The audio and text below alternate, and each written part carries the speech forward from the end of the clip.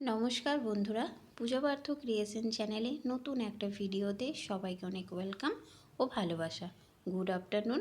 কারণ ঘড়ির সময় এখন প্রায় 1টা, তাই সবাইকে জানিয়ে দিলাম গুড আফটারনুন। তো দেখো, খাওয়া দাওয়া করে রেডি হয়ে গিয়েছি আমি, আর বর কিন্তু ডিউটি চলে গিয়েছে।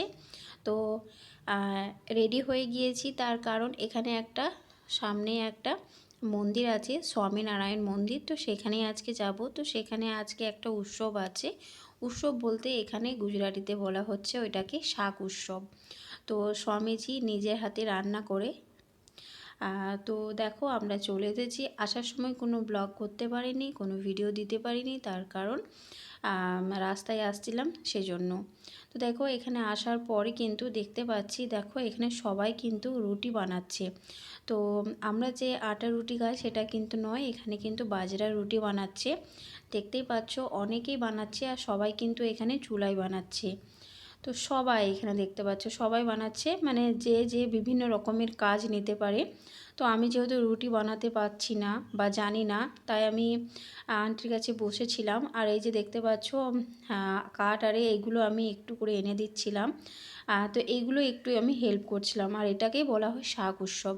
তো এখানে স্বামীজি রান্না করেন, নিজের হাতেই রান্না করে।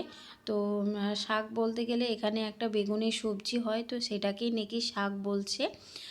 তো সত্যি আমি একদম শেষ পর্যন্ত ছিলাম। তো বন্ধুরা, এখানে 6 থেকে 7 হাজার লোক খাওয়া দাওয়া করে রাত্রেবেলায়। তো সত্যি মানে খুব ভালো লাগলো দেখতে।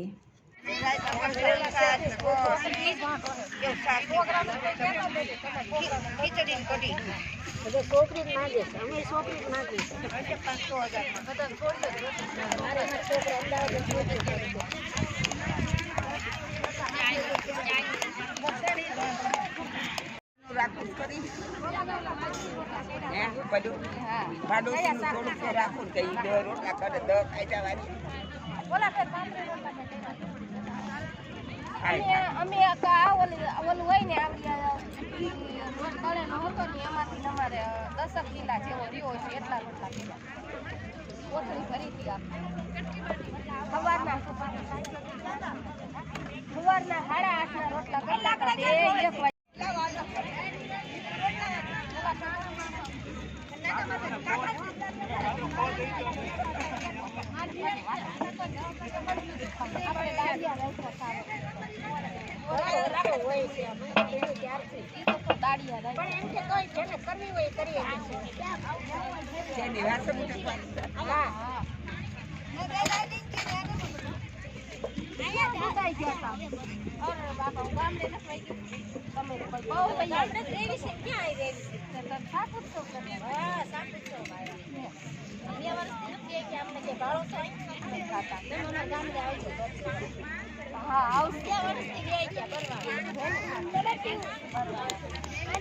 લાકડો અંદર કરો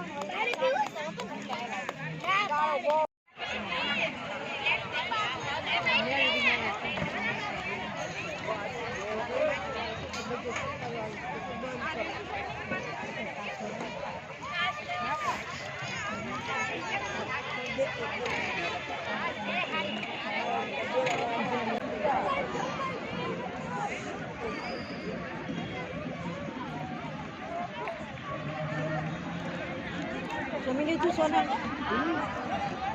મેં તો કઢીમાં મજા આવી. મેં તો 2 થી 3 વાટકા મસ્ત કઢી છે. તોય પાછું થયું ને તમે કીધું હજી એક વાટકા લઈ આવું. કઢી થારી છે પણ પેટ ભરાઈ ગયું. મેં કઢી જ પીધી સાચી. મરચા કેવા રાયતા કા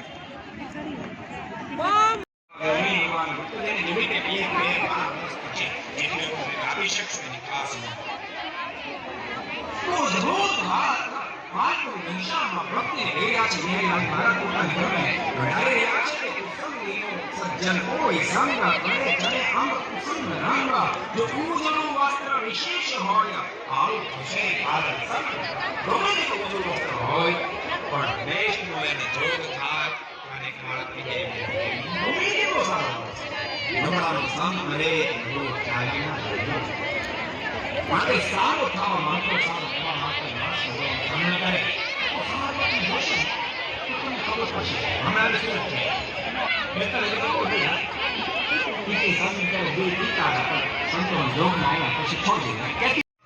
કોઈને આદર્શ ન બનાવવા પડે, તમે ખુદ આદર્શ બનો. વેસન કુટે કુલક્ષમાંથી બહાર નીકળશો.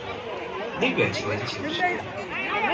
નબળા સંગથી વ્યક્તિનું પતન થાય છે. સારો માણસ અલ્પ કુસંગ જો ટક થઈ જાય એનું રૂપ બદલાય.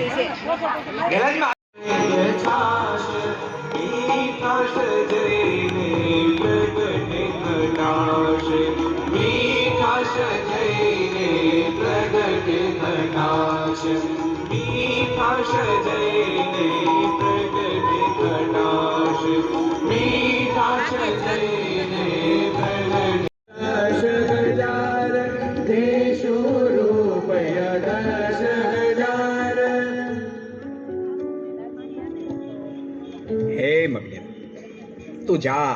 ભગવાન સ્વામિનારાયણ પાસેથી 5000 રૂપિયા લે તો જા, મેં તને 10,000 રૂપિયા આપશું. આ શબ્દ સાંભળતા ક્રોધાયમાન બનેલો મગનરામ ભગવાન સ્વામિનારાયણની પાસે આવ્યો છે.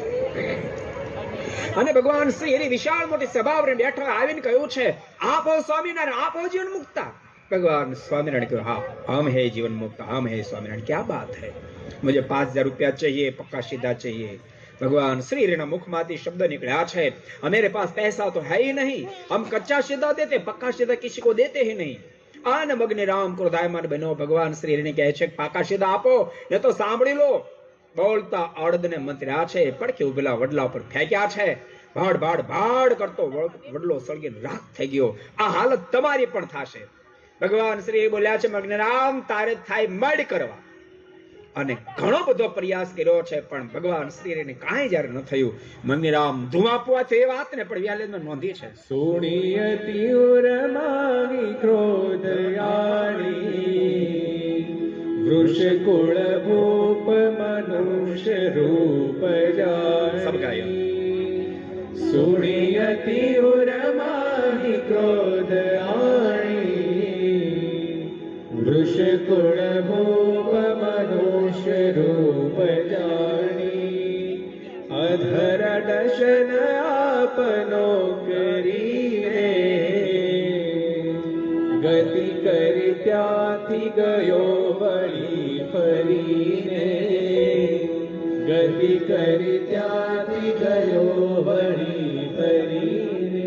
ધુમાપવા થાતો મગ્નરામ ચોરી થઈ છે. કારણ કે બજારમાં બાજરો બધો પડેલો, ઘરની દિવાલ ફાડેલી, લોકો ડિક્કી બધો ચોરી ગયા. ગામના લોકો ખરખરો કરવા માટે આવા ગયા, ધારે કરી આવા સરસ તમે સારા માણસ, આમ થયું તેમ થયું. દેખો મારા ભગવાન તમે એકાંત એના મુખમાંથી શબ્દ નીકળ્યા, મારા ઘરમાં ચોરી થાવી જ ન જોઈએ. કારણ કે હું ચોખ્ખો 10મો ભાગ ભગવાનને અર્પણ કરું. મારા ઘરમાં ચોરી થાવી જ ન જોઈએ. પણ કંઈક મારા પૂર્વના પાપ આડા એવા છે જેથી કરીને ચોરી થઈ હશે, બાકી મારા ઘરમાં ચોરી થાય જ નહીં. એમ કહેતા કહેતા એ તો માળા ફેરવા ઘરના સદસ્ય તપાસ કરવા ગયા. ઘરમાં તપાસ કરી બહાર આવ્યા કે એક રાય જેટલી ચીજ ઘરમાંથી ચોરાણી નથી. બધી એમ તેમ એમની પડી ખમ છે. અને એ વખતે અતિ આનંદ આવેલા જેઠસુર દરબાર હતા. એના મુખમાંથી શબ્દ નીકળ્યા, મારો વાલીડો મારી ભેળો છે. અને ત્યાં એના માફ કરો, અમે બધા હાથી ગયા નથી ગુરુકુળાતા રહેવાનું જેવું થોડા ઘેરે તળમાં ગયા, થોડા નેહરામાં ગયા, થોડા। তো বন্ধুরা এইমাত্র আমরা বাড়ি এলাম, আমি আর আন্টি বাড়ি এলাম। তো এখনও আঙ্কেল আসেনি, আর ঘড়ির সময় এখন বাজে প্রায় 11টা। তো একদম লাস্ট পর্যন্ত আমরা ছিলাম।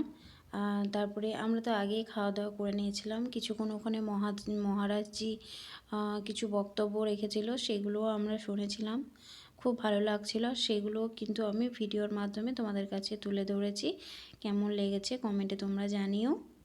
তো বন্ধুরা আজকের ভিডিওটা তোমাদের কেমন লেগেছে একটু জানিও।